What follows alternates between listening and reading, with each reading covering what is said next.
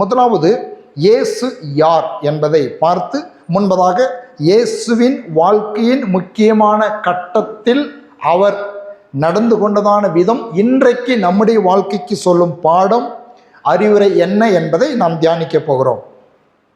இயேசு யார் என்று என்னிடத்தில் கேட்டால் வேதத்திலிருந்து நான் பதில் சொல்லக்கூடிய ஒரே ஒரு பகுதி யோவான் எழுதின சுவிசேஷம் 1வது அதிகாரம் 1 to 5 வரலும். அதில் திரும்பவும் 14, 16 கூட நான் வாசிப்பேன். ஆதியிலே வார்த்தை இருந்தது, அந்த வார்த்தை தேவனிடத்தில் இருந்தது, அந்த வார்த்தை தேவனாய் இருந்தது, அவர் ஆதியிலே தேவனோடு இருந்தார், சகலமும் அவர் மூலமாய் உண்டாயிற்று, உண்டானதொன்றும் அவராலே அல்லாமல் உண்டாகவில்லை, அவருக்குள் ஜீவன் இருந்தது, அந்த ஜீவன் மனுஷனுக்கு ஒளியாய் இருந்தது, அந்த ஒளி இருளிலே பிரகாசிக்கிறது, இருளானது அதை பற்றி கொள்ளவில்லை. அதே 1:14. அந்த வார்த்தை மாம்சமாகி கிருபையினாலும் சத்தியத்தினாலும் நிறைந்தவராய் நமக்குள்ளே வாசம் பண்ணினார், அவருடைய மகிமையை கண்டோம், அது பிதாவுக்கு ஒரே பேரானவருடைய மகிமைக்கு ஏற்ற மகிமையாக இருந்தது. 16வது வசனம் யோவான் 1:16. அவருடைய பரிபூரணத்தினால் நாம் எல்லாரும் கிருபையின் மேல் கிருபை பெற்றோம். எல்லாரும் சொல்லுங்க, அவருடைய பரிபூரணத்தினால் நாம் எல்லாரும் கிருபையின் மேல் கிருபை பெற்றோம். அப்ப இயேசு யார் என்று சொன்னால், இயேசு தேவன், அவர் வார்த்தையாய் இருந்த தேவன், தேவனிடத்தில் இருந்தவர், வார்த்தையாய் இருந்தவர், வானத்தையும் பூமியை உண்டாக்கினவர். அந்த வார்த்தை மாம்சமாகி கிருபையினாலும் சத்தியத்தினாலும் நிறைந்தவராய் நமக்குள்ளே வாசம் பண்ணினார். அப்படின்னா இதை முழுவதும் நான் விளக்கிக்கிட்டு போகலனே, ஏன்னா இயேசுவின் வாழ்க்கையின் முக்கியமான கட்டத்தின் அந்த பகுதிக்கு நாம் போக போகிறோம். ஆகவே இது ஒரு ஷார்ட்டாக இயேசு யார் என்பதை சொன்னேன். இயேசு வார்த்தை. சொல்லுங்க, வார்த்தை இயேசு. அப்போ வார்த்தை மாம்சமாகி எப்படிப்பட்டவராய் மாம்சமாய் வந்தாராம்? கிருபையினாலும் சத்தியத்தினாலும் நிறைந்தவராய். இயேசு யாருன்னா கிருபையும் சத்தியமும் நிறைந்த ஒரு உருவம், அவர் தான் இயேசு. இன்னும் சொல்லணும் அப்படின்னாக்கா இயேசுவை பற்றி, இயேசு முழுக்க முழுக்க மனிதன், முழுக்க முழுக்க கடவுள். ஆமென். இதைத்தான் அநேகர் ஏற்றுக்கொள்ள சங்கடப்படுகிறார்கள். ஒன்று கடவுள்னு சொல்லுங்க, இயேசுவை ஏற்றுக்கிறோம்.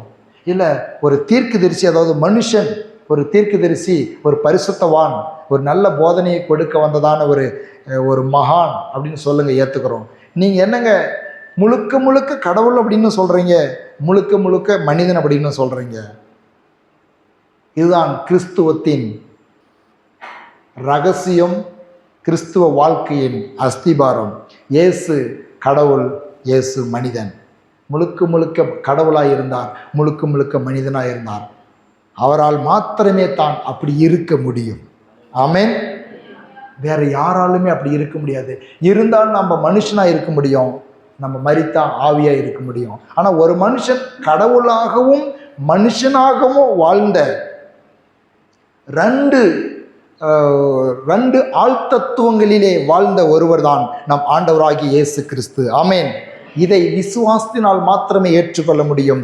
இது அறிவுபூர்வமாக எப்படிங்க ஒரே வாழ்க்கையில் எப்படி அவர் கடவுளாக இருக்க முடியும், எப்படி அவர் மனிதனாக இருக்க முடியும் என்று சொல்லி தத்துவ ஞானிகள் இதை புரிந்து கொள்ள முடியாமல் இதை கேள்வி கேட்டு வேத வசனத்தின்படி அவர்களை இடறுகிறார்கள்.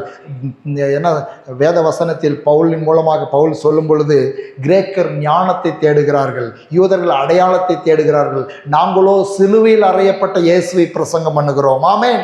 இன்னைக்கு அற்புதத்தையும் ஞானத்தையும் தேடுகிற கூட்டம் இயேசுவை அறிந்து கொள்ள முடியாது. ஆனால் விசுவாசிக்கிறவர்கள் தேவனை அறிந்து கொள்ள முடியும், இயேசுவின் அற்புதங்களை பெற்றுக்கொள்ள முடியும். ஆமென். ஆகவே தான் எல்லாத்தையும் நம்முடைய இந்த புத்தியில் அறிந்து தான் எல்லாத்தையும் நம்பணும்னு ஒன்றும் இல்லை. ஆனால் எல்லாவற்றையும் விசுவாசத்தினாலே நாம் பெற்றுக்கொள்ள முடியும். ஆகவே தான் இயேசு முழு மனிதன், முழு கடவுள் என்று சொல்லும் பொழுது வேத வசனத்தின் அடிப்படையிலே நான் ஏற்றுக்கொள்ள ஆயத்தமாய் இருக்கிறேன். ஆமென். அப்படி ஏற்றுக்கொண்டவர்கள் தான் நாம் அவரை ஆவியோடு உண்மையோடும் தொழுது கொள்கிறோம். அந்த வார்த்தை கிருபையும் சத்தியமும் நிறைந்தவராய் நமக்குள்ளே வாசம் பண்ணினார். அவர்தான் ஆண்டவராகிய இயேசு கிறிஸ்து. அவருடைய பரிபூரணத்தினால் தான் நாம் இன்னைக்கு ரட்சிக்கப்பட்டு இருக்கிறோம். சரி, இயேசுவின் வாழ்க்கையின் முக்கியமான ஒரு கட்டத்துக்குள் இப்போ போக போகிறோம். அது மத்தேயில பல பல பகுதிகளிலே அது சித்தரிக்கப்பட்டிருக்கிறது. மத்தேயிலே சித்தரிக்கப்பட்டிருக்கிறது, மார்க்குவிலே சித்தரிக்கப்பட்டிருக்கிறது, யோவானிலே சித்தரிக்கப்பட்டிருக்கிறது. இந்த சுவிசேஷங்களிலே அது வசனங்கள் எழுதப்பட்டிருக்கிறது. எல்லா பகுதிகளையும் வாசிப்போம். ஒன்றுக்கொன்று கொஞ்சம் கொஞ்சம் முரண்பாடுள்ள வசனங்களாக இருந்தாலும் கூட அதில் இருக்கிற சத்தியங்களை நாம் கற்றுக்கொள்ளப் போகிறோம். ஆமேன். அதில் இருக்கிற சத்தியம் இன்றைய நாளில் நமக்கு அதிலிருந்து நாம் கற்றுக்கொள்ளக்கூடிய சத்தியத்தை மாத்திரம் கவனிக்க போகிறோம். மத்திய எழுதின சுவிசேஷம் 21வது அதிகாரம் 1 to 16 வரலாம். மத்தேயு 21வது அதிகாரம் அதில் 1 to 16 வசனங்களை நான் வாசிக்கிறேன். என்னோடு கூட நீங்கள் எடுத்துக்கொள்ளுங்கள். மத்தேயு எழுதின சுவிசேஷம் 21வது அதிகாரம் 1 to 16 வரையில் வாசிக்கிற ஒரு நீண்ட பகுதி. எல்லாரும் எடுத்து வைத்து என்னோடு கூட நீங்கள் அதை கண்களை வைத்து மனதிலே படித்து கொண்டே வாருங்கள். அவர்கள் எருசலேமுக்கு சமீபமாய் சேர்ந்து ஒலிவமலைக்கு அருகான பெத்பகேயுவுக்கு வந்தபோது இயேசுவானவர் சீஷரில் 2 பேரை நோக்கி, உங்களுக்கு எதிரான இருக்கிற கிராமத்துக்கு போங்கள். போன உடனே அங்கே ஒரு கழுதையும் அதனோட ஒரு குட்டியும் கட்டியிருக்க காண்பீர்கள். அவைகளை அவிழ்த்து என்னிடத்தில் கொண்டு வாருங்கள். ஒருவன் உங்களுக்கு ஏதாகிலும் சொன்னால் இவைகள் ஆண்டவருக்கு வேண்டும் என்று சொல்லுங்கள், உடனே அவைகளை அனுப்பிவிடுவான் என்று சொல்லி அவர்களை அனுப்பினார். இதோ என் ராஜா சாந்த குணமுள்ளவராய் கழுதையின் மேலும் கழுதை குட்டியாகிய மரியின் மேலும் ஏறிக்கொண்டு உன்னிடத்தில் வருகிறார் என்று சீயோன் குமாரத்திக்கு சொல்லுங்கள் என்று தீர்க்கதரிசினால் உரைக்கப்பட்டது நிறைவேறும்படி இதெல்லாம் நடந்தது. சீஷர்கள் போய் இயேசு தங்களுக்கு கட்டளையிட்டபடியே செய்து கழுதையையும் குட்டியையும் கொண்டு வந்து அவைகளின் மேல் தங்கள் வஸ்திரங்களை போட்டு அவரை ஏற்றினார்கள். திரளான ஜனங்கள் தங்கள் வஸ்திரங்களை வழியிலே விரித்தார்கள். வேறு சிலர் மரக்கிளைகளை தரித்து வழியிலே பரப்பினார்கள். முன்னடப்பாரும் பின்னடப்பாரும் ஆகிய திரளான ஜனங்கள் தாவீதின் குமாரனுக்கு ஓசானா, கர்த்தரின் நாமத்தில் வருகிறவர் ஸ்தோத்தரிக்கப்பட்டவர், உன்னதத்திலே ஓசானா என்று சொல்லி ஆர்ப்பரித்தார்கள். அவர் எருசலேமுக்குள் பிரவேசிக்கையில் நகரத்தார் யாவரும் ஆச்சரியப்பட்டு இவர் யார் என்று விசாரித்தார்கள். அதற்கு ஜனங்கள் இவர் கலிலேயாவில் உள்ள நாசரேத்திலிருந்து வந்த தீர்க்கதரிசியாகிய இயேசு என்றார்கள். இயேசு தேவாலயத்தில் பிரவேசித்து ஆலயத்தில் இருக்கிறவர்களும் கொள்ளுகிறவர்களுமாகிய யாவரையும் வெளியே துரத்தி காசுக்காரருடைய பலகைகளையும் புறா விற்கிறவருடைய ஆசனங்களையும் கவிழ்த்து, என்னுடைய வீடு ஜெப வீடு எனப்படும் என்று எழுதியிருக்கிறது, நீங்களும் அதை கள்ளர் குகையாக்கினீர்கள் என்றார். அப்பொழுது குருடரும் சப்பானிகளும் தேவாலயத்தில் அவரிடத்தில் வந்தார்கள். அவர்களை சொஸ்தமாக்கினார். அவர் செய்த அதிசயங்களையும் தாவீதின் குமாரனுக்கு ஓசானா என்று தேவாலயத்தில் ஆர்ப்பரிக்கிற பிள்ளைகளையும் பிரதான ஆசாரியரும் வேதப்பாரரும் கண்டு கோபமடைந்து அவரை நோக்கி, இவர்கள் சொல்லுகிறதை கேட்கிறீரோ என்றார்கள். அதற்கு இயேசு, ஆம் கேட்கிறேன். குழந்தைகளுடைய வாயினாலும் பாலர்களுடைய வாயினாலும் துதி உண்டாகும்படி செய்தீர் என்பதை நீ ஒரு காலம் வாசிக்கவில்லையா என்றார். அவர்களை விட்டு நகரத்திலிருந்து புறப்பட்டு பெத்தானியாவுக்கு போய் அங்கே ராத்தங்கினார். காலையிலே அவர் நகரத்துக்கு திரும்பி வருகையில் அவருக்கு பசி உண்டாயிற்று. அப்பொழுது வழியருகே அத்தி மரத்தை கண்டு அதனிடத்தில் போய் அதன் இலைகளை அன்றி வேறொன்றையும் காணாமல், இனி ஒரு காலம் உன்னிடத்தில் கனி உண்டாகாது இருக்க கடவுது என்றார். உடனே அத்திமரம் பற்று போயிற்று. சீஷர் அதை கண்டு இந்த அத்திமரம் எத்தனை சீக்கிரமாய் பற்று போயிற்று என்று சொல்லி ஆச்சரியப்பட்டார்கள். இயேசு அவர்களை நோக்கி, நீங்கள் சந்தேகப்படாமல் விசுவாசமுள்ளவர்களாக இருந்தால் இந்த அத்திமரத்துக்கு செய்ததை நீங்களும் செய்வதும் அல்லாமல் இந்த மலையை பார்த்து நீ பெயர்ந்து சமுத்திரத்தில் தள்ளுண்டு போய் என்று சொன்னாலும் அப்படி ஆகும் என்று மெய்யாகவே உங்களுக்கு சொல்லுகிறேன். அப்போ இயேசு கழுதையின் மேல் ஏறி வந்ததான ஒரு சம்பவத்தை இந்த இடத்தில் பார்க்கிறோம். இதில் ஒரு சத்தியத்தை, பல சத்தியங்கள் அடங்கி இருக்கிறது. ஒரு சத்தியத்தை நன்றாய் கவனியுங்கள். இந்த செய்தியினுடைய இறுதி பகுதியிலே ஒரு பெரிய வெளிச்சம் நமக்கு உண்டாகும். பெரிய வெளிச்சம் உண்டாகும். இப்பொழுது ஒரு இன்ட்ரடக்ஷனாக இருக்கிறதுனால, விளக்குறையாக இருக்கிறதுனால கொஞ்சம் உங்களுக்கு டஃப்பாக தெரியலாம். ஆனால் செய்தியின் இறுதி பகுதியிலே பெரிய ஒரு கண் திறக்கப்பட்டு ஒரு பெரிய ஒரு வெளிச்சம் நமக்கு உண்டாகிறதுக்கு தேவன் ஆவியானவர் உதவி செய்வாராக. அப்போ இங்கே ஒரு சத்தியத்தை நம்ம எடுத்துக்கொள்கிறோம். மத்தேயு எழுதின சுவிசேஷத்தில் 21 4வது வசனத்தில் பாருங்கள் என்ன சொல்லுகிறது. இதோ என் ராஜா சாந்த குணமுள்ளவராய் கழுதையின் மேலும் கழுதை குட்டியாகிய மரியின் மேலும் ஏறிக்கொண்டு உன்னிடத்தில் வருகிறார் என்று சீயோன் குமாரத்திக்கு சொல்லுங்கள் என்று எழுதியிருக்கிற. அப்போ ஏற்கனவே எழுதப்பட்டது. எங்கே எழுதப்பட்டது காமிக்கிறேன் உங்களுக்கு.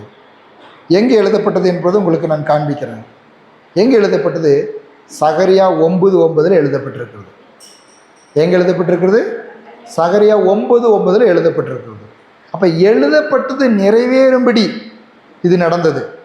எழுதப்பட்டது நிறைவேறும்படி இது நடந்தது.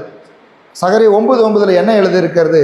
சியோன் குமாரத்தியை மிகவும் கலிகூறு, எருசலேம் குமாரத்தியை கம்பீரி, இதோ உன் ராஜா உன்னிடத்தில் வருகிறார், அவர் நீதியுள்ளவரும் இரட்சிக்கிறவரும் தாழ்மையுள்ளவரும் கழுதையின் மேலும் கழுதையாகிய கழுதை குட்டியாகிய மரியின் மேலும் ஏறி வருகிறவருமாய் இருக்கிறார். எவ்வளோ அற்புதமான ஒரு சத்தியம் பார்த்தீங்களா?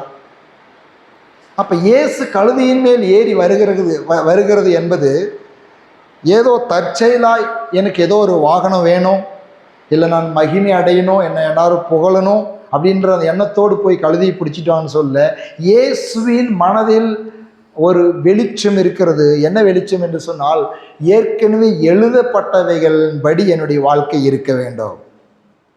இயேசுனுடைய வாழ்க்கையில் இறுதி கட்டத்தில் ஆரம்பத்திலிருந்தே அப்படிதான் நடக்கிறது. பல சம்பவங்களை நாம் பார்க்கிறோம். ஆனால் அந்த இறுதி கட்டம் வரும் பொழுது இயேசு சொல்லுகிறார், எழுதப்பட்டது நிறைவேறும்படியாக நீ போய் அந்த கழுதை குட்டியை, அவர் அப்போ சொல்லலை பாருங்க, அவங்க அந்த கழுதை குட்டியை போய் அழுத்துட்டு வாங்க அப்படின்னு சொல்லும் பொழுது அவங்ககிட்ட அதெல்லாம் சொல்லலை. இப்படி சகரியா 9:9 எழுதியிருக்குதுப்பா, ஆகவே நான் கழுதை குட்டி மேலே போகணும்னு சொல்ல. ஆனால் இயேசுவுக்கு அது தெரியும், என்னை குறித்து எழுதப்பட்டிருக்கிறது, என் வாழ்க்கையில் நிறைவேறும்படியாக நான் வாழ வேண்டும். அதற்கு மாறாக என்னுடைய வாழ்க்கையில் நடக்காதபடிக்கு நான் ஜாக்கிரதையாக இருக்க வேண்டும் என்று இயேசு அந்த எழுதப்பட்ட தீர்க்கதரிசியினால் உரைக்கப்பட்டது நிறைவேறும்படி இதெல்லாம் நடந்தது. அல்லேலூயா. இப்போ உரைக்கப்பட்டது, ஏற்கனவே இயேசுவை பற்றி சொல்லப்பட்டது. இன்னும் நிறைய காரியங்களை காண்பிக்கிற பாருங்க. இயேசு பற்றி ஏற்கனவே சொல்லப்பட்டது, ஏற்கனவே இயேசு சொல்லப்பட்டது பாருங்க. மத்திய எழுதின சுவிசேஷத்தில் அதிலே 21 13வது வசனம் வாசிக்கிற பாருங்க. என்னுடைய வீடு ஜெப வீடு எனப்படும் என்று எழுதியிருக்கிறது, நீங்களோ அதை கள்ளர் குகையாக்கினீர்கள். அப்போ எழுதப்பட்டதான அந்த வார்த்தைகளுக்கு தேவன் எவ்வளவு முக்கியத்துவம் கொடுக்கிறார் பாருங்க. எழுதப்பட்ட வார்த்தை எங்கே எழுதப்பட்டிருக்கிறது? அது ஏசாயா 56வது அதிகாரம் 7வது வசனம். ஏசாயா தீர்க்கதரிசியின் புஸ்தகம் 56:7. அதை கோடிட்டு இயேசு காண்பிக்கிறார். என்ன சொல்லுகிறார்? நான் என் பரிசுத்த பருவத்திற்கு கொண்டு வந்து என் ஜெப வீட்டிலே அவர்களை மகிழ பண்ணுவேன். அவருடைய சர்வாங்கங்களும் அவருடைய பலிகளும் என் பலிபீடத்தின் மேல் அங்கீகரிக்கப்பட்டிருக்கும். என்னுடைய வீடு சகல ஜனங்களுக்கும் ஜெப வீடு எனப்படும். ஏசாயா 56:7. இங்கு எழுதப்பட்டதை இயேசு கழுதையின் மேல் வந்து ஆலயத்துக்குள் பிரவேசிக்கிற நேரத்தில் அங்கே இருந்ததான அந்த ஜெப வீட்டுக்குள்ளே, அந்த தேவனை ஆராதிக்கிற அந்த ஆலயத்துக்குள்ளே இருந்ததான அந்த புறா விற்கிறவர்களையும் காசுக்காரருடைய பலகைகளையும் கவிழ்த்து போட்டு அவர் சொல்ற, கள்ளர் குகை மாதிரி என்ன பண்ணிட்டீங்களே, இந்த தேவனை ஆராதிக்கிற இடத்தை நீங்கள் விற்கிறதும் வாங்கிறதும் புறா விற்கிறதும் காசு மாற்றுறதும் அங்கே பலிகளுக்கான பொருட்களை விற்கிறதும் இப்படி பண்ணிட்டீங்களே அப்படின்னு சொல்லி அவர் என்ன பண்ணுறாரு? பக்தி வைராக்கியத்தோடு எழுதப்பட்ட அந்த வார்த்தைகளை மனதில் கொண்டு வந்து, இப்படிதான் எழுதியிருக்குதப்பா, ஜெப வீட்டை குறித்து என்னுடைய இது எல்லா ஜனங்களுக்கும் ஜெப வீடு என்று எழுதியிருக்கிறது, அதை நீங்கள் உங்களுடைய வியாபாரத்திற்காக உங்களுடைய சொந்த ஆதாயத்திற்காக பயன்படுத்துகிறீர்களே என்று சொல்லி அவர் வசனத்தை, எழுதப்பட்ட ஆலயத்தை குறித்து எழுதப்பட்ட வார்த்தையை அவர் அங்கே நினைவுபடுத்தி எழுதப்பட்ட வார்த்தையின்படியே அவர் அந்த ஜெப வீடாக இருக்க வேண்டும். ஜெப வீடு என்று சொன்னால் ஜெப வீடாகத்தான் இருக்க வேண்டும். என்னுடைய வாழ்க்கையில் எப்படி ஆண்டோடைய வார்த்தை நிறைவேறுகிறதோ அப்படி தேவனுடைய சித்தம் ஜெப வீடாக இருக்க வேண்டும் சொன்னால் அது ஜெப வீடாக இருக்க வேண்டும். அதை கள்ளர் குகையாய் நீங்கள் மாற்றுனது என்ன என்று சொல்லி அவர்களை கடிந்து கொள்கிறார். இப்போ ஒவ்வொன்றுமே எழுதப்பட்டது நிறைவேறும்படியாகவே தான் தேவன் அந்த அந்த அந்த இறுதி கட்டத்தில் அந்த பவனி வருகிற சூழ்நிலையிலே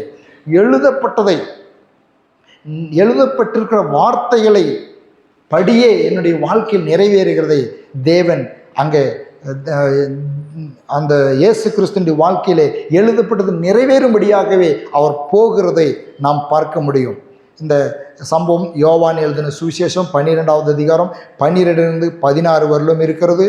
மார்க் எழுதின சுவிசேஷம் 11வது அதிகாரம் 1 10 வரலும். இங்கெல்லாம் இந்த சம்பவம் 3 சுவிசேஷங்களிலும் அது சித்தரிக்கப்பட்டிருக்கிறது.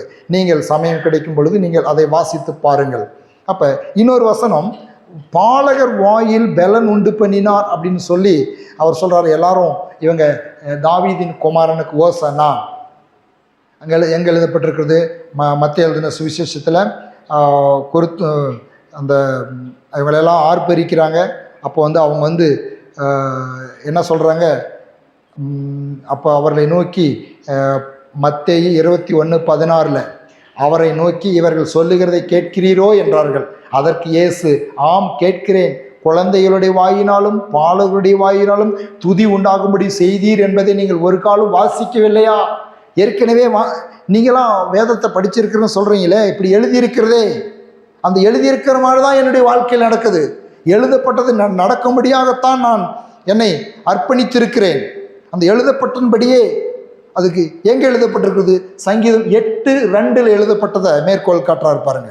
சங்கீதம் 8வது அதிகாரம் 2வது வசனம், பகையனையும் பலிக்காரனையும் அடக்கி போட தேவரீர் உம்முடைய சத்துருக்கள் நிமித்தம் குழந்தைகள் பாலகர் வாயில் பலன் உண்டு பண்ணினீர். அல்லேலூயா. எல்லாம் சொல்லுங்க, குழந்தைகள் பாலகர் வாயினால் பலன் உண்டு பண்ணினீர். அப்ப இப்ப தெரியுதா இயேசு மேற்கோள் காட்டின அந்த வசனம் அப்ப என்னன்னு அவங்க அந்த இடத்துல என்னென்ன ஆர்ப்பரித்தாங்க? தாவீதின் குமாரனுக்கு கர்த்தரால் வருகிறவர் ஆசீர்வதிக்கப்பட்டவர். அப்போ அவரை கனம் பண்றாங்க. ஓசனா என்றால் ரட்சியும் அப்படின்ற ஒரு மீனிங் அப்படின்னு சொல்றாங்க. ரட்சிக்கிறது, அதாவது எங்களை பாதுகாத்து கொள்ளும், ரட்சித்து கொள்ளும், விடுவியும் அப்படின்றதான வார்த்தை என்று சொல்கிறார்கள். அப்ப இவர்கள் புகழுகிறார்கள், ஸ்தோத்தரிக்கப்பட்டவர் அப்படின்னு சொல்றாங்க. அந்த ஸ்தோத்தரிக்கப்பட்டவர் அப்படின்ற புகழ்றாங்க. இயேசு புகழ்றதையும் அந்த இடத்துல பார்க்கிறோம். அப்ப இயேசுவை புகழும் பொழுது அவர்கள் எல்லாரும் பொறாமைப்பட்டு, இப்படி புகழக்கூடாதே, உன்னை நீ ஒரு மனுஷன் தானே அப்படின்னு சொல்லும் பொழுது அந்த புகழ்ச்சியை எதுக்கு ஒப்பிட்டு கொண்டாந்து அந்த துதிக்கிறதை எதுக்கு ஒப்பிட்டு கொண்டாந்து தேவன் சொல்றாரு, பகையனையும் பலிக்காரனையும் அடக்கி போட தேவரீர் உம்முடைய சத்துருக்கள் நிமித்தம் குழந்தைகள் பாலகர் வாயினால் பலன் உண்டு பண்ணினீர். அப்ப நம்முடைய வாயில் இருக்கிற ஒரு வல்லமை, துதியில் இருக்கிற ஒரு வல்லமை, தேவனை துதிப்பதில் இருக்கிறதான மகிமை, துதியில் இருக்கிறதான வல்லமை என்னன்னு சொன்னாக்கா, நமக்கு விரோதமாய் கிரியை செய்து கொண்டிருக்கிற சத்ரு பிசாசு அவன் அடக்கி போடப்படுகிறான். அவன் அடங்கி போடும்படியான வல்லமை நம்முடைய தேவனை துதிக்கிற துதியில் உண்டு. ஆமேன், ஹல்லேலூயா. இதெல்லாம் கற்றுக்கொண்டதுனால தான் தாவீது சொல்லுகிறான், கர்த்தரை நான் எக்காலத்திலும். அப்ப கர்த்தரை துதிக்கும் பொழுது ஒரு காரியம் நடக்குது, கர்த்தர் மகிமை அடைகிறார். எல்லாம் சொல்ல, கர்த்தர் மகிமை அடைகிறார். பிசாசு வெட்கப்படுகிறான், அவன் அடங்கி போகிறான், அவர் மகிமை அடைகிறார். அதான் சங்கீதக்காரன் சொல்லுவான், கர்த்தாவே நீர் எழுந்தருளும், சத்ருவை நீர் மேற்கொள்ளும், சத்ருவை நிர்மூலமாக்கும் அப்படின்னு சொல்லுவான். அப்ப துதிக்கும் பொழுது என்ன உண்டாகிறது? துதிக்கும் பொழுது ஒரு தேவனுடைய வல்லமை நம்முடைய வாழ்க்கையில வெளிப்படுகிறது, நம்மேல் வெளிப்படுகிறது. நமக்கு எதிரான காரியங்களின் மீது கர்த்தருடைய வல்லமை வெளிப்படுகிறது. பகையனும் பிசாசும் பிசாசின் கிரியைகளும் முடக்கி போடப்படுகிறது, செயலற்று போக பண்ணுகிறது. தேவனை நாம் துதிக்கும் பொழுது, ஸ்தோத்திரம் என்று சொல்லும் பொழுது, அல்லேலூயா என்று சொல்லும் பொழுது, கர்த்தருக்கு மகிமை உண்டாவதாக என்று சொல்லும் பொழுது, கர்த்தர் ஸ்தோத்தரிக்கப்படுவாராக என்று சொல்லும் பொழுது, தேவனுடைய நாமம் மகிமை அடைவதாக என்று சொல்லும் பொழுது, பிரைஸ் தி லார்ட் என்று சொல்லும் பொழுது தேவன் மகிமை அடைகிறார். பிசாசின் கிரியைகளும் அடக்கி போடப்படுகிறது. ஹல்லேலூயா. அவனுடைய முடக்கி போடப்படுகிறது, அவனுடைய கிரியைகள் அழிக்கப்படுகிறது. ஆகவே தான் துதி ரொம்ப முக்கியம், ஆராதனை இன்னும் அதிகமான முக்கியம். தேவனை மகிமைப்படுத்துகிறது, தேவனை ஆராதிப்பது, தேவனை ஸ்தோத்தரிப்பது, கரங்களை தட்டி ஆவியிலே நிறைந்து அந்நிய பாஷையிலே தேவனை துதிப்பது, சொந்த பாஷையிலே துதிப்பது, தேவன் கொடுத்ததான அந்த ஒரு ஆவியின் அனலோடு கூட கர்த்தரை உயர்த்துவது, கைகளை உயர்த்தி நம்முடைய முழு ஆத்துமோடும் முழு பலத்தோடும் முழு மனதோடும் கர்த்தரை உயர்த்துவது மிகவும் அவசியம். அதனால் பலிக்காரனும் பகையனும் அடக்கி போடப்படுகிறான். அல்லேலூயா. ஒரு தேவனுடைய ஊழியக்காரர் இப்படியாய் சொன்னார், எல்லாத்தையும் பிசாசு ஈஸியா கட்டிடுறான். அதாவது பழைய ஏற்பாட்டில் பவுலி சீலாவையும் கட்டி வச்சது சம்பவத்தை வச்சு இப்படி சொன்னார், கையை கட்டிட்டான், காலை கட்டிட்டான், சரீரத்தையும் கூட தொழு மரத்தில் போட்டு கட்டிட்டான், ஆனால் வாயை கட்ட மறந்துட்டான். எப்பயுமே கிறிஸ்துவனுடைய வாயை கட்ட முடியாது.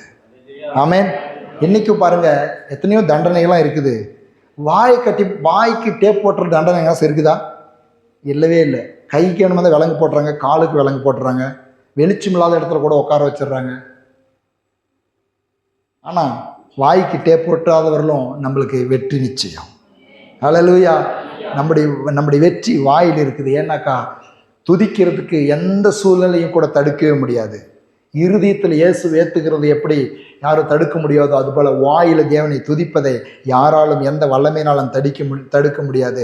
அவ்வளவு வல்லமை வாய்ந்த ஸ்தோத்திரம் துதி நம்முடைய வாயில் இருக்கிற அந்த ஸ்தோத்திரம் துதியும் அவ்வளவு வல்லமை வாய்ந்த ஆயுதமாய் இருக்கிறது.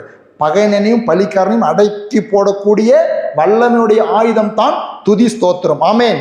ஆகவே துதி ஸ்தோத்திரத்தை அற்பமாக நினைக்கக்கூடாது. பல நேரங்களில் இன்னைக்குமே பாரம்பரிய சபைகளுக்குள்ள தேவ பிள்ளைகளுக்குள்ளே இருக்குது. ஒரு விசேஷ கூட்டம் நடக்குதுன்னு வச்சுக்காங்க, ஒரு விடுதலை பெருவிழா நடக்குது, ஒரு இரவு ஜபம் நடக்குது, இல்லை ஒரு வல்லமையான ஊழியக்காரர் வருகிறாருன்னு சொன்னாக்கா முதல் ஆராதனையும் ஜபமும் இருக்கும். அந்த ஆராதனையும் ஜபமும் அவ்வளோ முக்கியமாக எடுத்துக்க மாட்டாங்க. எப்படியாவது அந்த பெரிய பாஸ்டர் வராரு பாருங்க, அந்த பாஸ்டருடைய செய்தி நேரத்துக்கு போய் சேர்ந்தா போதுன்னு போகிற எண்ணத்தோடு போகிறவர்கள் உண்டு. நிற்குமே செய்தி நேரத்துக்கு போனால் போதும், அவர் ஒரு செய்தி கொடுத்து தீர்க்கதரிசனம் சொல்லி என் பேரெல்லாம் கூப்பிடுவார், எனக்கு ஏதாவது அற்புதம் நடக்கும், இப்படிப்பட்டதான் கான்செப்டோடு போகிறவங்களும் உண்டு. ஆனால் உண்மை என்னென்னாக்கா ஆரம்பத்தில் துதியினால் நம்முடைய துதியின் மகிமையினால் நம்முடைய சரீரமும் நம்முடைய ஆவி ஆத்மாவும் நிரப்பப்பட்டிருக்கும் பொழுது தான் அந்த ஊழியக்காரர் மூலமாய் வருகிற நன்மைகள் நம்மை சேரும். நேராக போனதும் ஒரு வல்லமையான ஊழியக்காரருக்கு தலைமையில் கை வச்ச உடனே எல்லாம் நடந்துரும்னு எதிர்பார்க்க முடியாது. ஆகவே நம்மிடத்திலிருந்து தேவனை விசுவாசிக்கிற நம்மிடத்திலிருந்து துதியும் ஸ்தோத்திரம் எவ்வளோ அவசியம். அதனால தான் இயேசு சங்கீதம் 8:2 மேற்கோள் காட்டி சொல்லுகிறார், பாலர் வாயினால் பலன் உண்டு பண்ணுகிறதாம்பா இது. இப்படி துதிக்கும் பொழுது பகையனை அடக்கி போடப்படுகிறான், சத்துருடைய கிரிகள் அடிக்கப்படுகிறது. தேவ திட்டத்துக்கு மாறாக என்னை வழிநடத்தும்படியாக ஆரம்பத்திலேயே பிசாசு என சோதிச்சான். அதை பாருங்க, இங்க காமிக்கிறாரு பாருங்க. இயேசு மத்தேயு 4வது அதிகாரம் 4வது வசனத்தில் பாருங்க, இயேசு அந்த வசனத்தை மேற்கோள் காட்டி பிசாசு ஜெயித்ததை இந்த இடத்துல நான் கொண்டு வர விரும்புகிறேன். மத்தேயு 4:4, மத்தேயு 4:6, மத்தேயு 4:7, மத்தேயு 4:10 இந்த பகுதிகளை நான் வாசிக்க விரும்புகிறேன். பாருங்க, எல்லாம் இயேசு அப்படிதான் சொல்றாரு. பகைஞனை எப்படி அடக்கி போடுறாரு, பலிக்காரனை எப்படி அவனை ஜெயிக்கிறாரு, பிசாசின் திசை திருப்ப விரும்புகிற இந்த பிசாசினுடைய சதியை எப்படி ஜெயிக்கிறாருன்னு பாருங்க. அவர் பிரத்யுத்தரமாக, மனுஷன் அப்பத்தினால் மாத்திரமல்ல தேவனுடைய வாயிலிருந்து புறப்படுகிற ஒவ்வொரு வார்த்தையினாலும் பிழைப்பான் என்று எழுதியிருக்கிறது. எதை மேற்கோள் காட்டுறாரு? ஏற்கனவே எழுதப்பட்ட உபாகமத்தில் எழுதப்பட்டதான சத்தியத்தை அவர் மேற்கோள் காட்டுகிறார். அடுத்து நீர் தேவனுடைய மத்தேயு 4வது அதிகாரம் 7வது வசனம், உன் தேவனாகிய கர்த்தரை பரீட்சை பாராதிருப்பாயாக என்றும் எழுதியிருக்கிறது. எல்லாம் சொல்ல எழுதியிருக்கிறது. அடுத்து 4:10, மத்தேயு 4:10, அப்பொழுது இயேசு, அப்பாலே போ சாத்தானே, உன் தேவனாகிய கர்த்தரை பணிந்து கொண்டு அவர் ஒருவருக்கே ஆராதனை செய்வாயாக என்று. அல்லேலூயா. இயேசுனுடைய வாழ்க்கையில் ஆரம்பம் முதலே, நான் இந்த இறுதி கட்டத்தில் அவருடைய பவனி வரும் பொழுது எழுதப்பட்டதின்படி அவர் அந்த காரியம் அவருடைய வாழ்க்கையில் நிறைவேற்றப்படும்படியாக தன்னை ஒப்பு கொடுத்ததை நான் காண்பித்தேன். எல்லா பகுதிகளிலேயுமே இயேசுவை ஏற்கனவே இயேசுவை குறித்து எழுதப்பட்ட ஒரு வார்த்தை உண்டு. இயேசுடைய வாழ்க்கை, இயேசுடைய பிறப்பு, இயேசுடைய ஊழியம், இயேசுடைய மரணம், இயேசுடைய உயிர்த்தெழுதல் மற்றும் இயேசுடைய 2ஆம் வருகை, இவைகள் எல்லாவற்றை குறித்தும் ஏற்கனவே எழுதி வைத்தாகிவிட்டது. அல்லேலூயா. பூமியில் ஏற்கனவே நடந்த காரியங்கள், நடந்து கொண்டிருக்கிற காரியங்கள், இனி நடக்க போகிற காரியங்கள் எல்லாவற்றையும் உள்ளடக்கிய ஒரு சத்திய வசனம் தான் ஆண்டவராகிய இயேசு கிறிஸ்துவின் பரிசுத்த வேதாகமம். அல்லேலூயா. இதுல ஏற்கனவே நடந்ததும் இருக்கிறது, நடந்து கொண்டிருக்கிற காரியங்களும் எழுதப்பட்டிருக்கிறது, இனி நடக்க போகிற காரியங்களும் எழுதப்பட்டிருக்கிறது. ஒரு சாதாரண ஒரு எளிய படிப்பறிவில்லாத உலக ஞானமில்லாத ஒரு நபர் கூட புரிந்து கொள்ளுகிற விதத்தில் இந்த வேத வசனங்களை அவர்கள் படிக்க தெரியவில்லை என்று சொன்னாலும் காதுகளில் கேட்டுக்கொண்டிருந்தாலே கூட அது புரிந்து கொள்ளக்கூடிய விதத்தில் பரிசுத்த ஆவியானவர் இதை விலக்கி எழுதி கொடுத்திருக்கிறார். இதை புரிந்து கொள்ளுகிறதுக்கு அந்த பரிசுத்த ஆவியானவர் கேட்கும் பொழுது, தியானிக்கும் பொழுது உதவி செய்கிறவராய் இருக்கிறார். ஹல்லேலூயா. ஆகவே இயேசு சொல்லுகிறார், எழுதி இருக்கிறது. மத்தேயு 26வது அதிகாரம் 24வது வசனம், எடுத்துக்கொள்ளுங்க.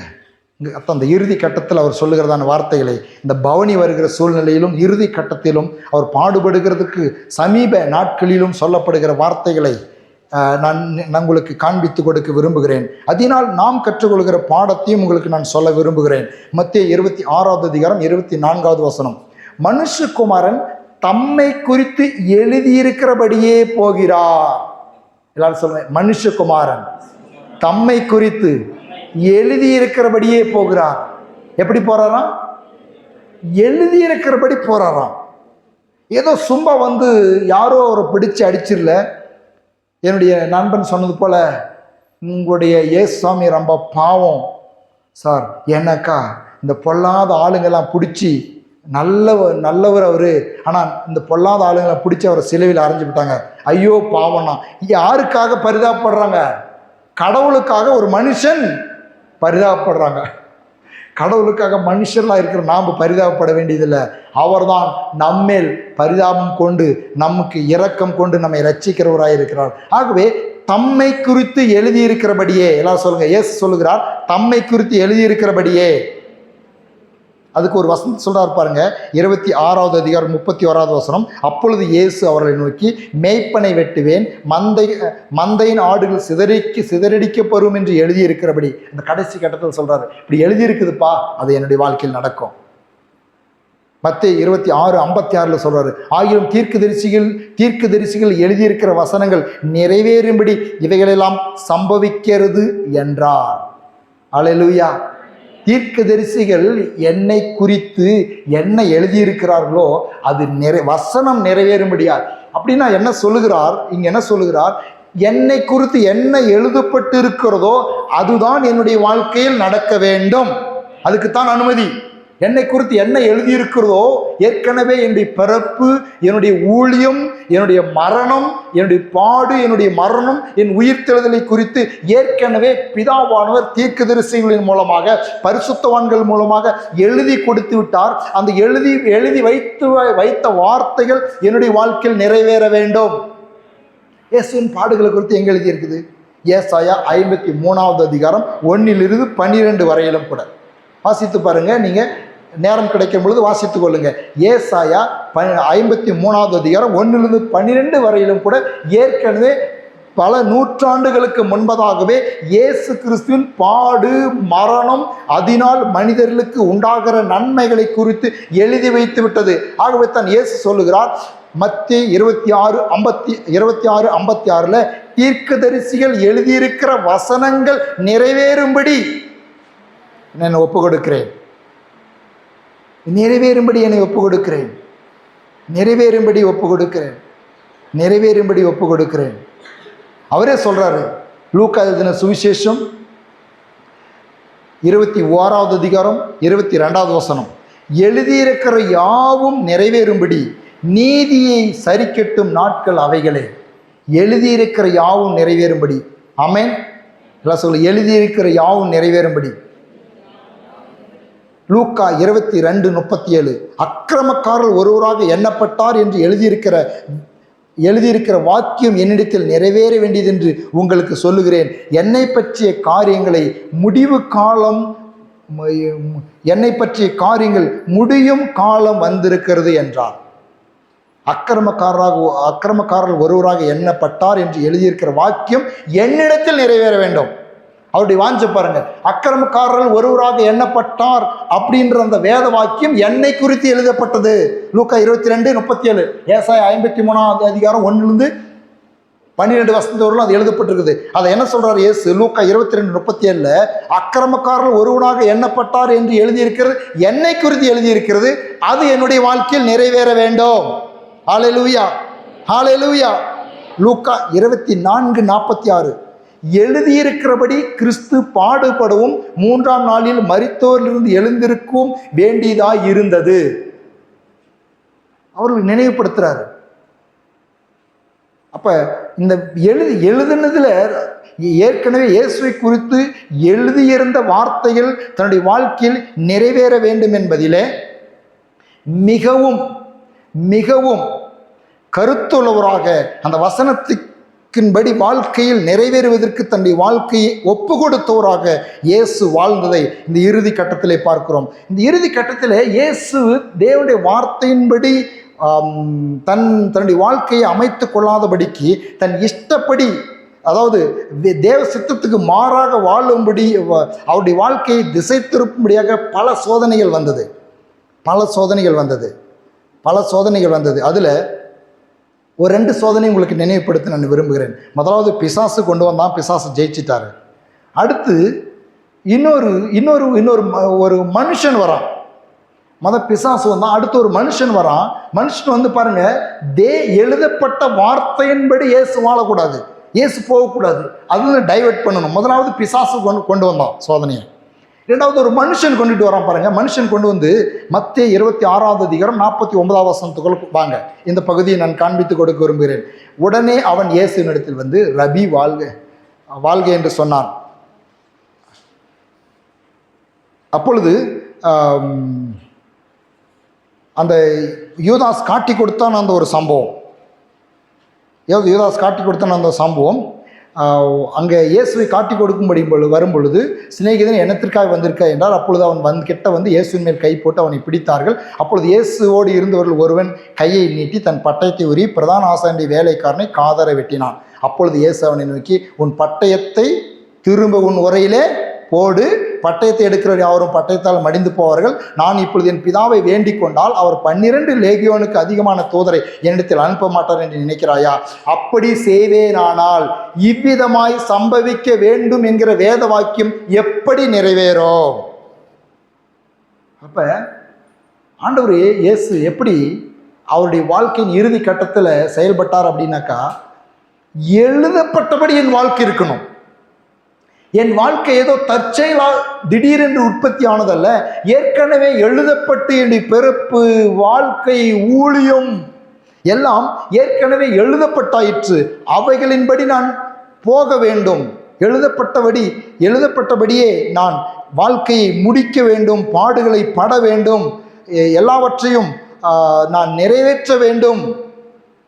சொல்லிய வேத வசனங்கள் எப்படி நிறைவேறும்? ஆகவே உன் பட்டயத்தை உரையிலே போடு. அதுவும் யோவான் 18:11 இந்த சம்பவத்தில் இன்னொரு வார்த்தை எக்ஸ்ட்ரா ஆட் பண்ணுறார் அவர் இயேசு கிறிஸ்து. இதே சம்பவத்தை யோவான் 18வது அதிகாரம் 11வது வசனத்தில் வாசிக்கும் பொழுது, அதில் யோவான் 18வது அதிகாரம் 3வது வசனத்துலேருந்தே அந்த சம்பவம் இருக்கிறது. நான் யோவான் 18:11 மாத்திரம் வாசிக்கிறேன். அப்பொழுது இயேசு பேதுருவை நோக்கி, உன் பட்டயத்தை உரையிலே போடு, பிதா எனக்கு கொடுத்த பாத்திரத்தில் நான் பானம் பண்ணாதிருப்பேனோ? ஹல்லேலூயா! எப்படிப்பட்ட மனுஷனாகி இயேசு பாருங்க.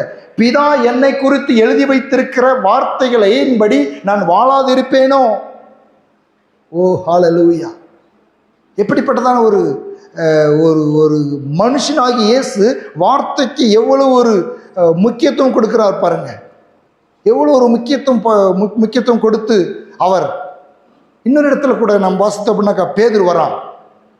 பேதுரு வந்து, ஆண்டவரே நீலாம் இப்படி வந்து பாடுபடுறது சரியில்லை, நீலாம் பாடுபடக்கூடாது, நீங்களாம் பாடுபடுறது சரியில்லை அப்படின்னு சொல்லி அவனை கண்டிக்கிறான். அப்பொழுது பின்னாலே இப்போ சாத்தானே, நீ தேவனுக்கேற்றவர்களை அவள் மனுஷனுக்கேற்றவர்களை சிந்திக்கிறான்னு சொல்லி பேதுருவை அவர் கடிந்து கொள்ளுகிறார். அடுத்து இன்னொரு சம்பவத்துக்குள்ள, என்னதான் இருந்தாலும் கூட அவர் மனுஷன் அப்படின்னு நான் உங்களுக்கு சொன்னேன். மனுஷன், முழு தேவனுன்னு சொல்லி பிசாசு வந்தான். மனுஷர்கள் அவருடைய தேவனுடைய அவரை குறித்து எழுதப்பட்ட வார்த்தையிலிருந்து வேற பக்கம் திருப்பறத்துக்கு வந்தாங்க. அடுத்ததாக அவருடைய உள்ளமே வேதனைப்படுகிறது. அவருடைய உள்ளமே மனுஷன் இல்லையா, ஒரு பக்கம் தேவன், ஒரு பக்கம் மனுஷன். இவர் கெத்செமனே என்ற இடத்துல போயிட்டு அவர் அழுது, பிதாவே இந்த பாத்திரம் என்னை விட்டு நீங்க கூடுமானால் நீங்கட்டும், ஆயினும் என் சித்தத்தின்படி அல்ல உம் சித்தத்தின்படி. பாருங்க, மனுஷனா இருக்கிற நம்ம ஒவ்வொருவருக்கும் இந்த சூழ்நிலை வந்திருக்கிறத நம்ம பார்த்துருக்கிறோம். நம் நிமித்தம் தான் அவர் அந்த வியாகுலத்தை பட்டார். இன்றைக்கு நாமும் கூட அப்படிப்பட்ட சூழ்நிலை கடந்து போகிறோம். அன்றைக்கு அவர் அந்த ஆனால் என்ன சொல்லிட்டாரு, கஷ்டமாக தான் இருக்குது, ஆனால் எழுதப்பட்டதின்படி தான் என் வாழ்க்கை இருக்கணும். ஏற்கனவே என்னை குறித்து என்ன எழுதப்பட்டிருக்கிறதோ அப்படிதான் என்னுடைய வாழ்க்கை இருக்கணும். அந்த எனக்கு கஷ்டமாக தான் தெரியுது, ஆனால் உன் சித்தம் இதில் பானம் பண்ண வேண்டும் என்று சொன்னால் நான் பானம் பண்ணுகிறேன். ஹல்லேலூயா! அப்போ எழுதப்பட்டதன்படி வாழ்வதற்கு தன்னுடைய வாழ்க்கையில் வாழ்வதற்கு, தன் வாழ்க்கையில் மிகவும் அந்த வசனத்துக்கு மாறாக தன்னுடைய வாழ்க்கையில் ஏதாவது வரணும், அதை நிறைவேறுவதற்கு ஆண்டவர் விடவே இல்லை. பிசாசு டைவர்ட் பண்ண பார்க்குறான், பேதுரு டைவர்ட் பண்ண பார்க்குறான். ஒரு யூதாஸ் காட்டி கொடுத்த பொழுது கத்தி எடுத்து பிடிக்க வந்தவர்களை காதை வெட்டி அவர்களை ரட்சிக்க பார்க்குறாங்க. அவங்க இது அங்கே வந்ததான எல்லா சோல்ஜர்ஸ்களையும் அந்த வீரர்களையும் துரத்தி விட்டுட்டு இயேசுவை பாதுகாக்கிறதுக்கு முயற்சி பண்ணுறாங்க. அங்கே பிலாத்து கூட விடுதலை ஆக்கிறதுக்கு முயற்சி பண்ணுறான். ஆனால் அவர் ஒரே ஒரு குறிக்கோள், என்னை பற்றி என்ன எழுதியிருக்கிறது அவர் நல்லா தெரியும். நான் இப்படி தான் பாடுபட வேண்டும், இப்படி தான் மரிக்க வேண்டும், இப்படி தான் உயிர் தெழுந்திருக்க வேண்டும், இதனால் தான் மீட்பு உண்டாகும், இதை விசுவாசிக்கும் பொழுது ஒருவன் நித்திய ஜீவன் அடைவான் என்பது ஏற்கனவே எழுதப்பட்டதை அவர் மீண்டும் மீண்டும் மேற்கோள் காட்டுகிறார். இயேசு தம்மை குறித்து வேத வசனத்தில் எழுதப்பட்டபடியே வாழ்ந்து மனுக்குலத்துக்கு மீட்பை உண்டு பண்ணினார். ஒரு தடவை எழுதப்பட்ட மாறாத வார்த்தைகளை படியாகவே அவர் வாழ தன்னை அர்ப்பணித்திருந்தார். அவர் எழுதப்பட்ட வார்த்தைக்கு மாறாய் ஏதாவது தன்னுடைய வாழ்க்கையில் வந்த பொழுது அந்த எழுதப்பட்ட வார்த்தைகளை பிசாசுக்கும் நினைவுபடுத்தினார், மனிதர்களுக்கும் நினைவுபடுத்தினார். தாமும் அதை மனதில் வைத்துக்கொண்டு, பிதாவே உம்முடைய சித்தம் இதில் பானம் பண்ணுவது என்று சொன்னால் என்னை அர்ப்பணிக்கிறேன் என்று சொன்னார். அப்படியே அவர் உறுதியாய் நின்று எழுதப்பட்ட வசனத்திற்கு அவ்வளவாய் தன்னுடைய உள்ளத்தில் இடம் கொடுத்து அவைகள் தன் வாழ்க்கையில் நிறைவேற்ற ஒப்பு கொடுத்தார். இதிலிருந்து நாம் கற்றுக்கொள்ளக்கூடிய பாடத்தை நான் சொல்ல விரும்புகிறேன். இப்பொழுது தான் இதனுடைய ஆசீர்வாதத்தையும் இதனுடைய சாரத்தையும் நாம் கற்றுக்கொள்ளப் போகிறோம். நம்மை குறித்து வேத வசனம், தேவன், பிதாவாகிய தேவன், ஆண்டவராகிய இயேசு கிறிஸ்து, பரிசுத்த ஆவியானவர், தீர்க்கதரிசிகளின் மூலமாக, ஆவியானவர் மூலமாக, பரிசுத்த ஆவியானவர் மூலமாக என்ன சொல்லுகிறாரோ அதுதான் உண்மையான வாழ்க்கை. அதன்படி வாழ்வதுதான் வெற்றியுள்ள ஒரு வாழ்க்கை, அதுதான் ஜெயமான ஒரு வாழ்க்கை, அதுதான் உண்மையான ஒரு வாழ்க்கை. உங்களை குறித்தும் என்னை குறித்தும் ஏற்கனவே தாயின் கருவில் உருவாகும் முன்ன தெரிந்து கொண்ட தேவன், ஒரு மனுஷன் இப்படித்தான் வாழ வேண்டும், மனுஷனுக்கு இவைகளெல்லாம் நான் கொடுத்திருக்கிறேன் என்று சொல்லி ஆயிரக்கணக்கான லட்சக்கணக்கான வாக்கு தத்தங்களை, வார்த்தைகளை அவரை விசுவாசிக்கிற ஒவ்வொரு மனுஷனுக்காகவும் அவர் வாக்குரைத்து எழுதி வைத்திருக்கிறார். ஹல்லேலூயா. இன்றைக்கு ஒரு சத்தியத்தை நாம் மனதில் பதித்துக் கொள்ளப் போகிறோம். எழுதப்பட்ட வார்த்தையின்படிதான் என் வாழ்க்கை இருக்க வேண்டும். அந்த எழுதப்பட்ட வார்த்தைக்கு மாறாக என் வாழ்க்கையை கொண்டு போகிற எந்த பிசாசின் வல்லமையாக இருந்தாலும், மனுஷ சக்தியாக இருந்தாலும், உலகம், மாமிசம், பிசாசு, என்னுடைய சுயநலமாக இருந்தாலும் கூட நான் அனுமதிக்க மாட்டேன் என்று சொல்லி இயேசுவை போல மனுஷனாய் தேவ வார்த்தைக்கு முக்கியத்துவத்தை கொடுத்து எழுதப்பட்ட வார்த்தை நிறைவேற வேண்டும் என்று அதில் உறுதியாய் நின்று வாழ்ந்த இயேசு கிறிஸ்து நமக்கு மாதிரியாய் இருக்கிறார். ஹல்லேலூயா. எழுதப்பட்ட வார்த்தையின்படி வாழும் பொழுது மாத்திரமே ஒரு ஜெயமுள்ள, அர்த்தமுள்ள கிறிஸ்துவ வாழ்க்கையாய் இருக்க முடியும். நமக்கு 1000 இஷ்டங்கள் இந்த உலகத்திலே வரலாம், 1000 விருப்பங்கள் வரலாம். யாக்கோபு அதை சொல்லும் பொழுது, நாம் ஜெபிக்கும் பொழுதே, ஆண்டவரே உமக்கு சித்தமானால், உம்முடைய சித்தமானால், ஆகவே தான் நாம் தேவ சித்தத்தை அறிந்து கொள்வதற்கு இன்னும் அதிகமாய் பரிசுத்தாவினால் நிரப்பப்பட வேண்டியது அவசியமாய் இருக்கிறது. ஒருவேளை நம் சில காரியங்கள் தேவ சித்தமில்லையா என்று நமக்கு தெரியவில்லை என்று சொன்னால் அதிகமாய் காத்திருக்க வேண்டியதாக இருக்கிறது, ஆவியிலிருந்து ஜெபிக்க வேண்டியதாக இருக்கிறது. அதை தாண்டி போய் தேவ சித்தமல்ல என்று அறிந்து கொள்வதற்கு பெரிய விதத்தில் நாம் போராட வேண்டிய அவசியமில்லை.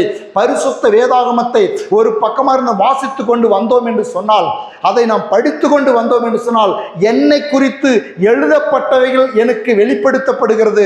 அப்பொழுது என்னை குறித்து தேவனுடைய சித்தம் என்ன, என் வாழ்க்கை குறித்து, என் தனிப்பட்ட வாழ்க்கை குறித்து, என் குடும்பத்தை குறித்து தேவ சித்தம் என்ன என்பதை பரிசுத்த ஆவியானவர் நம்முடைய உள்ளத்தில் வெளிப்படுத்துகிறவராய் இருக்கிறார். ஹல்லேலூயா, ஹல்லேலூயா.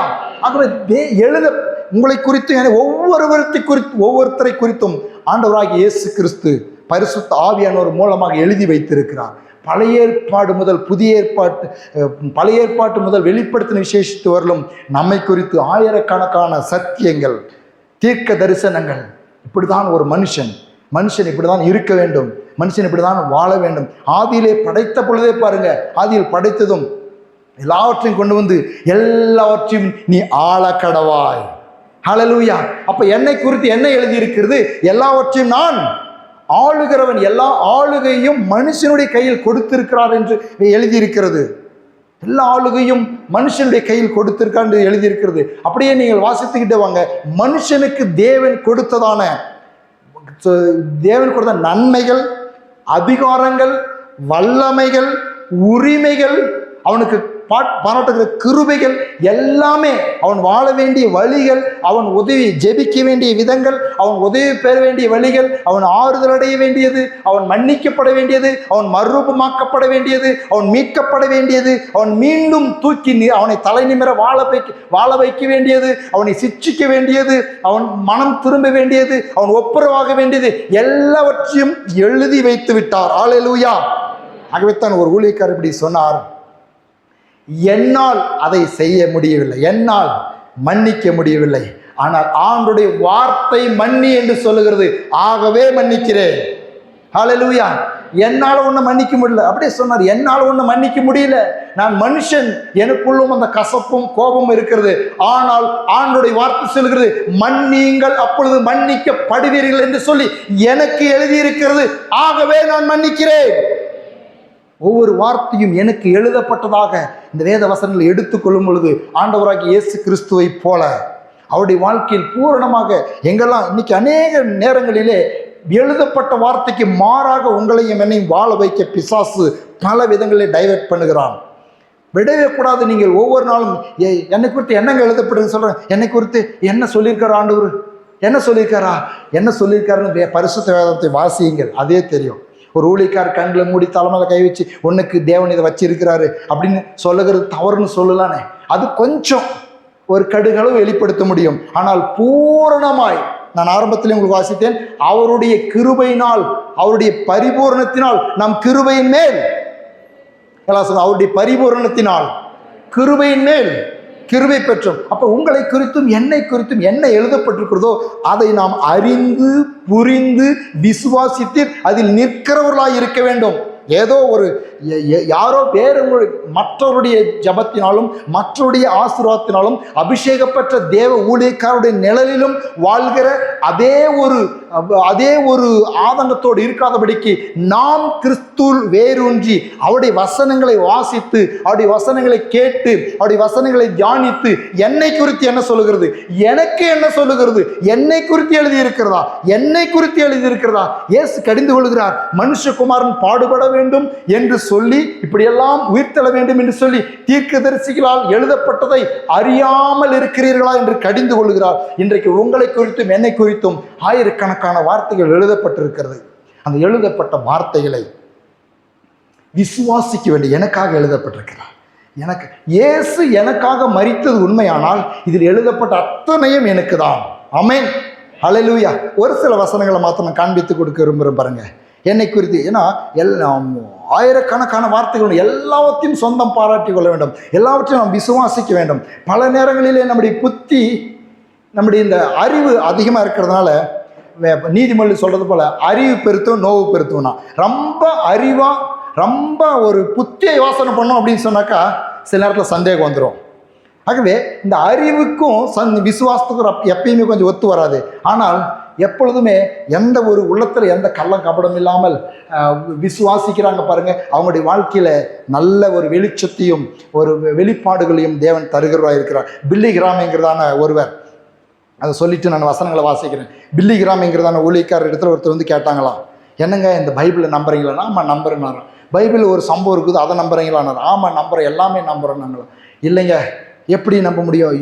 மீன் வயிற்றுல, ஒரு திமிங்கலமாக இருக்கிற மீன் வயிற்றுல 3 நாள் யோனா தீர்க்கதரிசி அப்படின்ற ஒருத்தன் 3 நாள் உயிரோடு இருந்தான்னு எழுதியிருக்குதே, அதை நம்புறீங்களா அப்படின்னு கேட்டாராம். அவர் சொன்னாராம், நான் நம்புகிறேன். எப்படி நம்புகிறேன் அப்படின்னாக்கா, மீன் வயிற்றுல யோனா இருந்தான்னு வேதவசனம் எழுதியிருக்குது, அதையும் நம்புகிறேன். ஒருவேளை யோனா வயிற்றுல அந்த திமிங்கலம் இருந்துச்சுன்னு பைபிள் எழுதியிருந்தாலும் அதையும் நம்புவேன் நான். ஹல்லேலூயா. அப்போ வேத வசனங்கள் மீது அப்பழுக்கற்ற எந்த ஒரு களங்கமும் இல்லாமல் இது எப்படி அது எப்படி என்று சொல்லி அதை வினவாமல் எழுதப்பட்டதை எழுதப்பட்டதாகவே அங்கீகரித்துக் கொள்கிற உள்ளத்தை தேவன் பார்க்கிறார், தம்முடைய மகிமையினால் நிரப்புகிறார். சரி, நம்மை குறித்து என்ன சொல்லப்படுகிறது என்பதை ஒரு சில வசனங்களை நினைவுபடுத்துகிறேன். நீங்கள் ஒவ்வொரு நாளும் உங்களுடைய வாழ்க்கையிலே அன்றாடும் வேதத்தை வாசிக்கிறவர்களாக இருக்க வேண்டும். அது உங்களுடைய வாழ்க்கைக்கு ஆசீர்வாதமான இருக்கும். உங்களுடைய வாழ்க்கை வேதத்தை வாசிக்க தெரியலனாக்கா காலையில் எந்திரிச்சதும் பாடலை போட்டு விடுறீங்க, நல்லது. டிவியில் ஏதோ ஒரு லைவில் வர ஊழியக்காரருடைய மெசேஜ் போட்டு விடுறீங்க, நல்லது. அவைகளை காட்டிலும் உங்களுக்கு நான் ஆலோசனை சொல்கிறேன், அதிகாலையில் எழுந்து உங்களுடைய காலை கடன்களை நிறைவேற்றி உங்களுடைய பிள்ளைகளை பள்ளிக்கு அனுப்பி நீங்கள் போகிற வரலும் வேத வசனத்தை ப்ளே பண்ணுங்க. படிக்கிறதுக்கு நேரம் இல்லைனாக்கா ப்ளே பண்ணி ஒரு 5 அதிகாரமோ 10 அதிகாரமோ காதில் கேட்டுகிட்டே இருங்க. உங்கள் வாழ்க்கையில் உங்களை குறித்து எழுதப்பட்ட வசனங்கள் உங்கள் உள்ளத்திலே பதியும். ஆமென். லைவாய் வசனங்களை கேட்பதும் படிப்பதும் வாழ்க்கையில் பெரிய மாற்றத்தை கொண்டு வரும். சில நேரங்களில் நாம் சில சத்தியங்களை கேட்கும் பொழுது நம்மளை டைவர்ட் பண்ணிவிடும் சில சத்தியங்கள். ஆனால் இந்த வசனங்கள் ஒரு பொழுதும் டைவர்ட் பண்ணாது. ஏன் தெரியுமா? இதை லைவாக நீங்கள் படிக்கும் பொழுது இதை புரிய வைக்கிறவர் பரிசுத்தவானவர் ஒருத்தர் மாத்திரமே. ஆமென். உங்களுக்கு எப்படி புரிய வைக்கிறாரோ நல்லதாகவே புரிய வைக்குவார். அதில் எந்த ஒரு குழப்படியும் உண்டாக்க மாட்டார் பரிசுத்தவானர். ஒருவேளை ஊழியக்காரர்கள் நாங்கள் குழப்படி உண்டாக்கி இருக்கலாம். ஒரு வசனத்தை எடுத்து பேசும்பொழுது ஒவ்வொரு ஊழியக்காரர் ஒரு விதமாக பேசி அதுக்கு குழப்படி உண்டாக்கிடலாம். இது இப்படி தான் அர்த்தம், இது அப்படி தான் அர்த்தம்னு சொல்லி. அதனால தான் அடித்து ஒரு வசனத்துக்கு இதுதான் அர்த்தம் அப்படின்னு சொல்லி தீர்மானமாக யாருமே சொல்லி அதை நாம் உறுதிப்படுத்த முடியாது. ஏன்னா எல்லாவற்றும் மேலே பரிசுத்த ஆவியானவர் இருக்கிறார். நாங்களும் மனுஷர்களாக இருக்கிறோம். ஊழியக்காரர்கள் மனுஷராக இருக்கிறதுனாலே சில இடத்துல தவறுகிறதுக்கு வாய்ப்பு உண்டு, மிஸ்டேக் பண்ணுறதுக்கு வாய்ப்பு உண்டு. ஆகவே ஊழியக்காரர் செய்கிற மிஸ்டேக் பிடிச்சிக்கிட்டு கேட்கிறவர்கள் பாதிக்கப்படாத இருக்க வேண்டும் என்று சொன்னால் வசனத்தை நேரடியாக நீங்கள் வாசிக்கிறவர்களாய் கேட்கிறவர்களாய் இருக்க வேண்டும். ஆமென். மத்திய எழுதின சுவிசேஷம் 6வது அதிகாரம் 25, 26 அதில் வாசிக்கலாம். மத்திய எழுதின சுவிசேஷத்துக்கு எடுத்துக்கொள்ளுங்க. நம்மை குறித்து எழுதியிருக்கிற வாசனங்களை நான் வாசித்து நாம் ஜெபிக்க போகிறோம். ஆகையால் எண்ணத்தை உண்போம், எண்ணத்தை குடிப்போம், ஜீவனுக்காக எண்ணத்தை உடுப்போம் என்று சரீரத்துக்காகவும் கவலைப்படாதிருங்கள் என்று உங்களுக்கு சொல்கிறேன். ஆகாரத்தை பார்க்கணும், ஜீவனை உடையை பார்க்கணும், சரீரம் விசேஷத்தில் அல்லவா. அதில் என்ன சொல்ல வருகிறார்? அதை உங்கள் ஆகாயத்து பட்சிகளை கவனித்து பாருங்கள், விதைக்கிறதும் இல்லை அறுக்கிறதும் இல்லை, உங்கள் பரமபிதா பிழைப்பட்டு அவளை பார்க்கிலும் நீங்கள் விசேஷித்தவர்கள் அல்லவா. எல்லாம் சொன்னான் விசேஷித்தவன். உங்களை குறித்து என்னை குறித்து வேதவசனத்தில் என்ன எழுதியிருக்குது? என்னென்னு எழுதியிருக்குது? நாம் ஒரு பரிதாபப்பட்டவங்க அப்படின்னு எழுதியிருக்குதா? இல்லை ஏதோ ஒரு கூட்டம் இவங்க ஒரு பெந்தகோஸ்து கொம்புக்கார் அப்படின்னு எழுதியிருக்குதா? என்ன எழுதியிருக்குது? உங்களை குறித்து என்னை குறித்து எப்படி விசுவாசிக்கிறீங்க? நான் விசேஷமானவன். ஆமென். ஹல்லேலூயா. ஏன் விசேஷமானவன் அப்படின்றத மத்திய 6:32 சொல்லுது. 6:32 ஏன் விசேஷமானவனா நான்? இவைகளெல்லாம் உங்களுக்கு வேண்டியவர்கள் என்று உங்கள் பரமபிதா அறிந்திருக்கிறார். ஹல்லேலூயா. எனக்கு ஒரு பிதா இருக்கிறாரு, அவர் என் தேவைகளெல்லாம் அறிஞ்சவராக இருக்கிறாரு. ஆகவே நான் விசேஷித்தவன். ஆமென். அப்போ நீங்கள் எங்கேயும் போயிட்டு ஐயோ எனக்கு யாரும் இல்லைங்க, எனக்கு எந்த ஆதரவும் இல்லைங்க, வாய் திறந்து சொல்லக்கூடாது. வசனம் என்ன சொல்லுதோ அதுதான் சொல்லணும் வாய் திறந்து. ஆமென். வசனம் என்ன சொல்லுது? இப்போ இங்கே உட்கார்ந்து இந்த வார்த்தைகளை கேட்டுக்கொண்டிருக்கிற உங்களை குறித்தும் என்னை குறித்தும் ஆண்டோடைய வார்த்தை என்ன சொல்லுகிறது?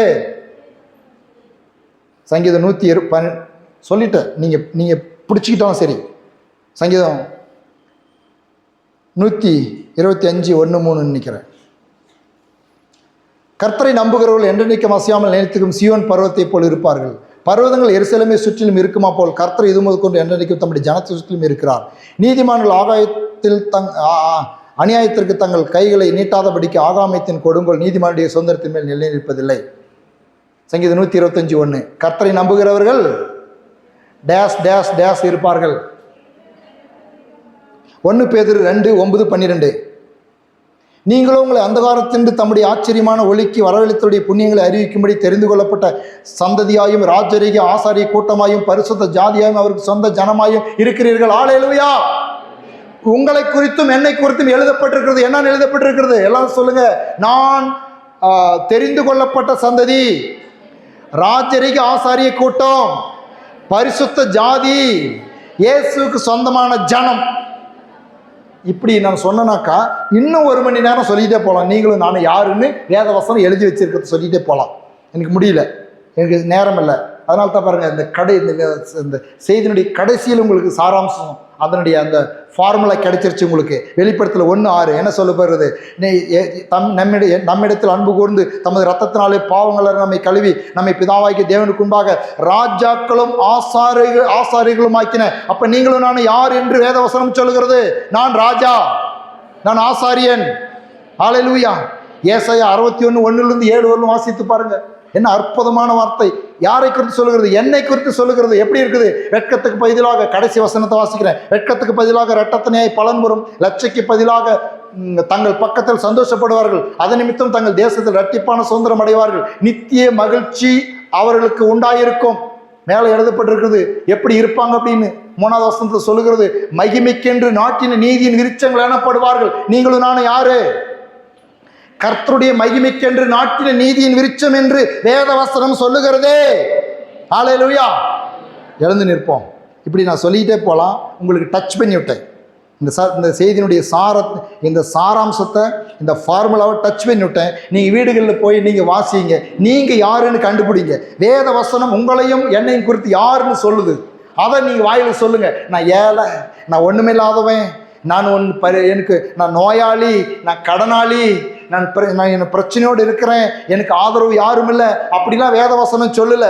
கர்த்தர் உங்களுக்கு ஆதரவாக இருக்கிற உங்களை பற்றி ஆயிரக்கணக்கான வசனங்கள் உன்னை பற்றி என்னை பற்றி எழுதியிருக்கிறது.